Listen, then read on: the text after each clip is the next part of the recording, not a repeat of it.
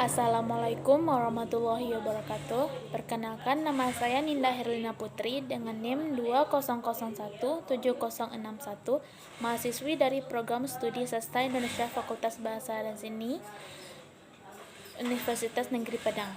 Baiklah, pada kesempatan kali ini saya akan menampilkan hasil UTS saya dari mata kuliah Dasar-Dasar Filsafat dengan judul Hakikat Filsafat, Sejarah Filsafat, dan Filsafat Yunani. Yang bagian A, hakikat filsafat. Yang pertama, pengertian filsafat. Kata filsafat dalam bahasa Arab adalah falsafah yang dalam bahasa Inggris dikenal dengan istilah filosofi atau berasal dari bahasa Yunani philosophia. Kata philosophia terdiri atas kata philein yang berarti cinta dan sophia yang berarti kebijaksanaan. Sehingga secara etimologi filsafat berarti cinta kebijaksanaan. Seorang filsafat adalah pencinta atau pencari kebijaksanaan.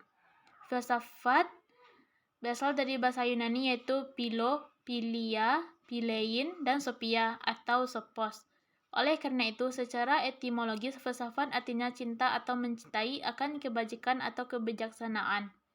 Cinta artinya hasrat yang besar atau yang berkobar-kobar atau yang sungguh-sungguh. Dengan demikian, filsafat memiliki makna, yaitu hasrat yang menggebu atau keinginan yang sesungguh-sungguh atau kemauan keras akan kebenaran sejati. Berdasarkan arti tersebut, para ahli kemudian merumuskan arti filsafat itu sendiri. Ada yang menguraikan bahwa filsafat sebagai suatu upaya untuk berpikir secara radikal dan menyeluruh, cara berpikir dengan mengupas objek sedalam-dalamnya. Katzoff, sebagaimana dikutip oleh Associate Webmaster Profesional, menyatakan bahwa karakteristik filsafat adalah berpikir secara kritis dan radikal. Filsafat adalah berpikir dalam bentuknya yang sistematis. Filsafat menghasilkan sesuatu yang runtut atau koheren. Filsafat adalah berpikir secara rasional dan konseptual. Filsafat bersifat komprehensif. Yang kedua, objek filsafat. Objek filsafat ada dua, yaitu objek material filsafat adalah segala sesuatu yang ada, yang meliputi ada dalam kenyataan, ada dalam pikiran, dan ada yang dalam kemungkinan. Objek formal filsafat adalah hakikat dari segala sesuatu yang ada, yaitu rasio dan yuwono. Yang ketiga, sistematika filsafat. Sebagaimana pengetahuan yang lain, filsafat telah mengalami perkembangan yang pesat yang ditandai dengan bermacam-macam aliran dan cabang.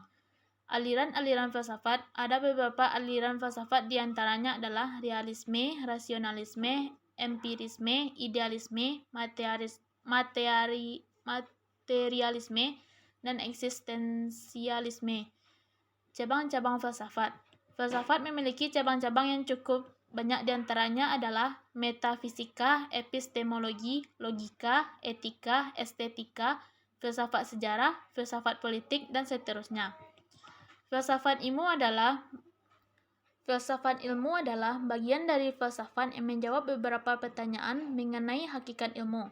Bidang ini mempelajari dasar-dasar filsafat, asumsi, dan implikasi dari ilmu, yang termasuk di dalamnya antara lain ilmu alam dan ilmu sosial. Di sini, filsafat ilmu sangat berkaitan erat dengan epistemologi dan ontologi. Yang kedua, kita akan membahas tentang sejarah filsafat. Sejarah filsafat adalah salah satu subsidang sentral tradisional dan filsafat yang mungkin dianggap sebagai cabang ilmu dari disiplin sejarah daripada filsafat, yang dikenal lebih membahas kepada sejarah ilmu pengetahuan dan bukan cabang ilmu pengetahuan itu sendiri. Sejarah filsafat meneliti para filsuf besar, pengaruh satu filsuf terhadap yang lain, seperti bagaimana pengaruh pemikiran Aristoteles dalam pemikirannya Aquinas, Husserl pada Heidegger atau Frege dalam pemikiran Russell. Selain itu juga membahas seluruh periode dalam pengembangan filsafat, seperti zaman kuno, abad pertengahan, era modern abad ke-19, dan periode abad ke-20 sampai sekarang ke-21 ini. Jadi pembahasannya dalam kajian sejarah filsafat adalah berusaha untuk memahami tokoh-tokoh besar, pengaruhnya terhadap orang lain, dan pentingnya mereka untuk isu-isu abadi kontemporer. Pemikiran filsafat diawali pada abad ke-6 sebelum Masehi yang ditandai oleh runtuhnya mite-mite dan dongeng-dongeng yang selama ini menjadi pembenaran setiap gejala alam. Filsafat Yunani yang telah berhasil mematahkan berbagai mitos tentang kejadian dan asal-usul alam semesta. Dan itu berarti dimulainya tahap rasionalisasi pemikiran manusia tentang alam semesta. Cara berpikir ini berlangsung sampai abad ke-6 sebelum Masehi. Sedangkan sejak abad ke-6 sebelum Masehi, orang mulai mencari jawaban rasional tentang asal-usul dan kejadian alam semesta. Periode Yunani kuno ini lazim disebut periode filsafat alam. Dikatakan demikian karena pada periode ini ditandai dengan munculnya para ahli pikir alam, di mana arah dan perhatian pemikirannya kepada apa yang diamati di sekitarnya. Mereka membuat pertanyaan-pertanyaan tentang gejala alam yang bersifat filsafati atau berdasarkan akal pikir dan tidak berdasarkan mitos belaka. Mereka mencari asas yang pertama dari alam semesta yang sifatnya mutlak, yang berada di belakang gejala sesuatu yang serba berubah. Filosof yang mengembangkan filsafat pada zaman Yunani yang begitu ramai dipersoalkan sepanjang sejarah yaitu Socrates. Setelah itu, Plato meneruskan keaktifan Socrates dengan mengarang dialog-dialog seperti gurunya.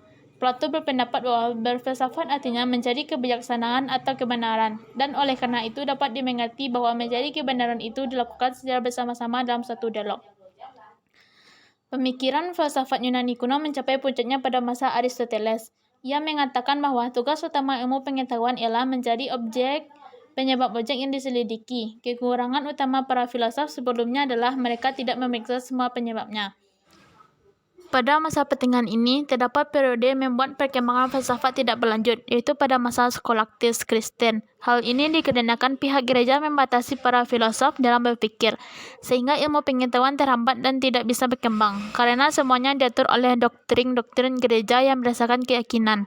Apabila terdapat pemikiran-pemikiran yang bertentangan dari keyakinan para gerejawan, maka filosof tersebut dianggap murtad dan akan dihukum berat sampai pada hukuman mati. Renaissance adalah suatu zaman yang sangat menaruh perhatian dalam bidang seni lukis, patung, arsitektur, musik, sastra, filsafat, ilmu pengetahuan, dan teknologi. Zaman Renaissance terkenal dengan era kelahiran kembali kebebasan manusia dalam berpikir.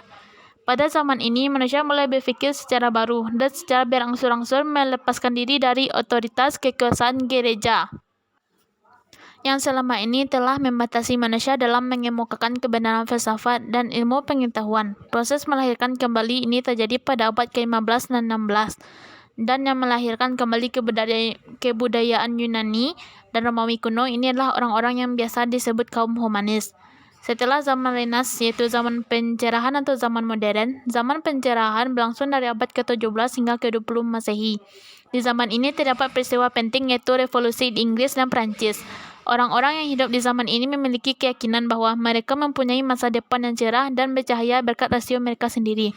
Sebelumnya, orang lebih suka berpaut pada otoritas lain di luar dirinya seperti otoritas gereja, kitab suci, para ahli, dan negara.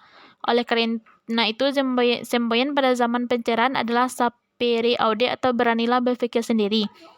Dengan semboyan itu, manusia di zaman pencerahan semakin bersemangat untuk menemukan hal-hal baru. Mereka memanfaatkan akal mereka semaksimal mungkin untuk menggapai perubahan, kemajuan, pertumbuhan, pembangunan, peradaban, reformasi, bahkan evolusi. Yang ketiga, kita akan membahas tentang filsafat Yunani. Pada abad ke-6 sebelum Masehi, masyarakat Yunani sistem kepercayaan bahwa segala sesuatunya harus diterima sebagai sesuatu kebenarannya bersumber pada mitos atau dongeng. Artinya, sesuatu yang kebenarannya lewat akal pikir atau logos tidak berlaku setelah abad ke-6 sebelum Masehi. Muncul sejumlah ahli pikir yang menentang adanya mitos. Mereka menginginkan pertanyaan tentang misteri alam semesta ini. Jawabannya dapat diterima oleh akal atau rasional. Keadaan ini juga disebut sebagai demitologi, artinya suatu kebangkitan pemikiran untuk menggunakan akal pikir dan meninggalkan hal-hal yang bersifat mitologi. Kemudian ada 3 faktor yang menyebabkan lahirnya filsafat Yunani. Yang pertama, bangsa Yunani yang kaya akan mitos atau dongeng, di mana mitos dianggap sebagai awal untuk mengetahui atau mengerti sesuatu. Yang kedua, karya sastra Yunani yang dapat dianggap sebagai pendorong lahirnya filsafat Yunani seperti karya Homerus tentang pendidikan.